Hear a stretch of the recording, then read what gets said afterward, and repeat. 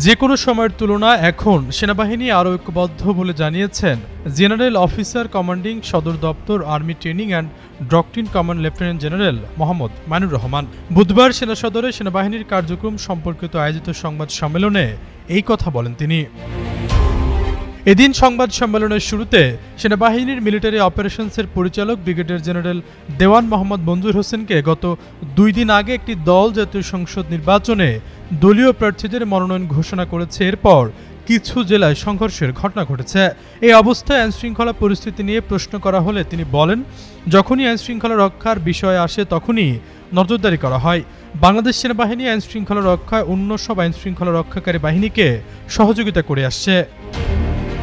Lieutenant general Mohammad Mainur Rahman বলেন, যে পরিস্থিতির মধ্য দিয়ে আমরা গত 15 মাস দায়িত্ব পালন করেছি তা একেবারে সহজ ছিল না। বাংলাদেশ এ ধরনের পরিস্থিতির মুখোমুখি প্রতিদিন হয় না।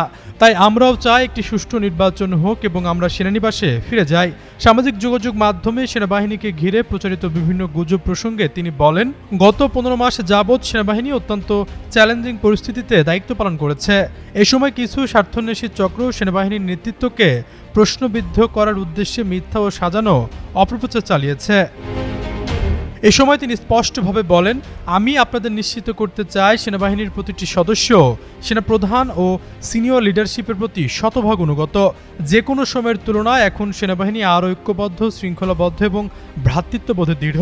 তিনি আরও বলেন, সেনাবাহিনী দেশের জনগণের সেনাবাহিনী, তাই জনগণের স্থিতিশীলতা ও নিরাপত্তা নিশ্চিত করার জন্য প্রয়োজনীয় দায়িত্ব সেনাবাহিনী পালন করে যাবে।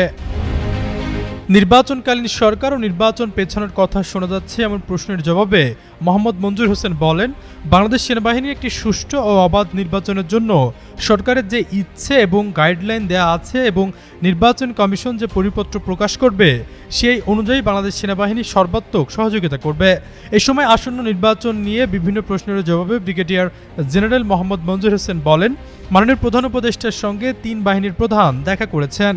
কি বিষয়ে আলোচনা হয়েছে এরই মধ্যে মাননীয় প্রধান উপদেষ্টার কার্যালয় থেকে একটি সংবাদ বিজ্ঞপ্তির মাধ্যমে জানানো হয়েছে। আশরাফুল ইসলাম, যুগান্তর নিউজ।